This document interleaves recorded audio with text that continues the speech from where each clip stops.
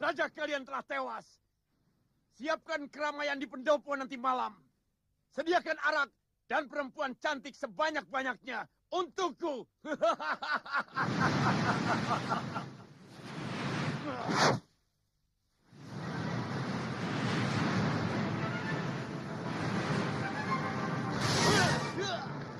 Oke, assalamualaikum warahmatullahi wabarakatuh. Hari ini kita akan berbicara tentang sesuatu hal yang berkaitan dengan salah satu tokoh daripada alur cerita film Karmapala, yang mana kita akan membicarakan tentang yang bernama itu adalah Rahwana, dan dikaitkan di zaman sekarang. Apa yang terjadi? Nah, ketika ceritanya ini bermula pada zaman purba, yaitu adalah di zaman jauh sebelum gunung-gunung itu menjulang seperti kini dan sebelum samudra mengenal batasnya. Di mana itu di tanah Alengka Dirja itu berdirilah istana megah yang dipenuhi cahaya kemegahan sekaligus hawa kesombongan. Di sanalah lahir dua orang bersaudara, yakni siapa? Yaitu adalah Raja Danaraja sang sulung yang berhati lembut, dan Rahwana adiknya yang membawa bara dan pandangan matanya dari kecil. Rahwana sudah berbeda tatapannya, selalu menyimpan keinginan untuk menaklukkan segalanya, bahkan langit pun itu ingin ditaklukkannya, begitu. Kemudian di lain sisi, Danaraja itu tumbuh dengan sifat yang sabar dan bijaksana. Ia mempelajari kitab suci, menekuni tapa brata, dan dihormati oleh rakyatnya sebagai pewaris tahta yang arif. Rahwana sebaliknya menempuh jalan kekuatan. Ia menimba ilmu dari resi-resi hitam, artinya orang-orang yang berjalan di jalan ilmu hitam gitu kan, mengumpulkan mantra dan ajian dari tempat-tempat terlarang, hingga namanya menggema sebagai putra yang berani namun tak mengenal kasih. Dalam diam ia menanam api iri di dalamnya, api yang suatu hari akan menyala dan membakar segalanya. Kemudian suatu malam, di bawah langit merah seperti darah, Rahwana memandang istana yang gemerlap dengan mata yang dingin.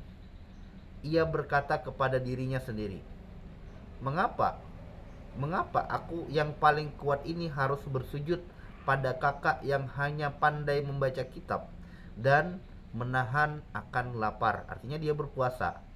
Kekuasaan seharusnya milik tangan orang yang berani, bukan hati yang lemah. Kata-kata itu menggema di benaknya seperti mantra jahat yang pelan-pelan mematikan hati nurani. Kemudian hari demi hari, Rahwana menyusun siasat. Ia menghasut para pengawal istana, menebar fitnah bahwa Danaraja ingin menyingkirkannya. Ia mendatangi dukun-dukun tua di hutan gelap, meminta mereka membangunkan kekuatan dari rahim bumi. Dan ketika langit mulai redup, ia mendengar bisikan halus dari dalam hatinya. Suara itu bukan suara manusia, melainkan panggilan dari sang iblis tua yang menuntunnya menuju jalan kegelapan. Danaraja pun sebenarnya tahu adiknya mulai tergelincir. Ia menasihati dengan lembut, "Wahai adikku," kata Danaraja, "dunia ini luas, tak semua harus kau genggam. Ingatlah, rahmat lebih besar dari kekuasaan." Namun kata-kata itu bagi Rahwana hanya luka yang baru. Ia merasa diremehkan, seakan-akan kebaikan kakaknya adalah penghinaan atas kekuatannya sendiri. Maka pada malam yang dingin dan sunyi, Rahwana bertekad tahta Alengka hanya pantas diduduki oleh dirinya seorang. Artinya dia ini bertekad bahwa dia ini adalah sang penguasa sejati. Kenapa? Karena dia itu lebih kuat daripada sang kakaknya. Dengan siasat yang busuk, ia mengundang Danaraja ke puncak bukit Mandara. tempat para leluhur biasa bermeditasi.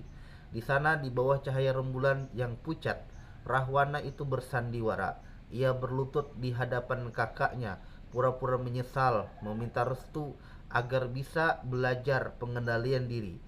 Danaraja yang tulus percaya menaruh tangannya di kepala adiknya, mengucapkan doa-doa yang lembut.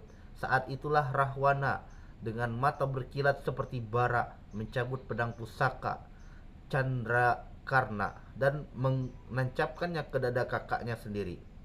Kemudian darah mengalir di batu-batu puncak Mandara itu. Danaraja terhuyung menatap adiknya dan pandangannya pilu, bukan marah melainkan sedih. Sedih kenapa? Sedih karena cinta telah dibalas dengan pengkhianatan. Ia berkata lirih kepada Rahwana, "Rahwana, kekuasaan tanpa kasih akan menjadi kutukan." Lalu tubuhnya tumbang disambut hembusan angin yang seolah turut berduka. Rahwana berdiri membeku. Dalam dadanya ada rasa puas, namun juga ada rasa kehampaan yang menggigit. Ia telah merebut tahta, tetapi kehilangan sesuatu yang jauh lebih besar, kemanusiaannya sendiri. Sejak malam itu, Rahwana tak lagi manusia seutuhnya. Dalam darahnya itu mengalir amarah dan keangkuhan yang bahkan para dewa pun ngeri untuk melihatnya. Ia menobatkan dirinya sendiri sebagai Maharaja Alengkadirja. Suara genderang bertalu, dipaksa bersorak, namun di setiap gema sorak itu ada bayangan wajah Danaraja yang menatap langit, mengingatkan bahwa dosa darah tak pernah bisa dibasuh dengan kemegahan. Waktu berjalan, Rahwana membangun tembok istana yang menjulang tinggi, menghiasi negeri dengan kemewahan, tapi di dalam hatinya tumbuh kesunyian. Ia sering berbicara dengan bayangan di dalam cermin, seolah berdebat dengan kakaknya yang telah tiada. "Aku tidak salah," kata si Rahwana. "Aku hanya mengambil apa yang seharusnya menjadi milikku." Namun semakin ia berkata seperti itu, semakin dalam pula jurang kesunyian yang melanda. Dalam kitab para resi itu disebutkan bahwa Rahwana itu akhirnya menyesali perbuatannya, tapi penyesalan itu datang terlambat, seperti bunga yang mekar itu setelah layu.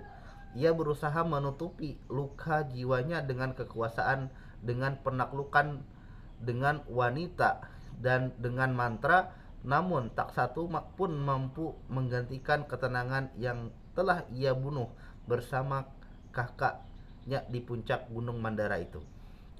Kini bayangkan bila Rahwana itu hidup di zaman ini, di dunia yang berpendar cahaya layar dan suara algoritma. Ia mungkin bukan lagi Raja Alengka, melainkan seorang penguasa korporasi raksasa yang menelan saingan-saingannya dengan cara yang licik. Ia akan memakai jas mahal, berbicara dengan nada berwibawa. Tapi di balik senyuman itu, matanya tetap menyimpan bara kekuasaan yang sama. Ia akan menjadi simbol manusia modern yang ambisius, batas yang mengukur harga diri dengan harta dan jabatan. Rahwana zaman kini akan mengendalikan dunia lewat teknologi, kemudian media dan manipulasi publik, menjadikan kebenaran sekedar hanya alat untuk mencapai kepentingan pribadi. Dalam dirinya, bayangan Danaraja tetap hidup sebagai nurani kecil yang terus ia tekan, tapi tak mampu ia bunuh. Rahwana modern akan menjadi tampak karismatik, tapi rapuh dalam jiwanya. Ia mungkin dikagumi oleh orang-orang, namun ketika ia menatap layar ponsel di malam hari, wajahnya sendiri akan terasa asing, seperti roh lama yang tak bisa tenang. Nah, apa sih pesan daripada Rahwana ini? Rahwana di zaman sekarang nih, kekuasaan tanpa kasih adalah kutukan. Kehebatan tanpa kebijaksanaan akan melahirkan kehancuran. Dari kisah Rahwana dan Danaraja, kita itu belajar bahwa manusia sejati bukanlah yang menaklukkan dunia, melainkan yang mampu menaklukkan amarah dan keserakahan dalam dirinya sendiri. Nah, mungkin hanya ini yang dapat saya sampaikan. Apabila ada kritik dan saran, silahkan tulis saja di kolom komentar. Wassalamualaikum warahmatullahi wabarakatuh.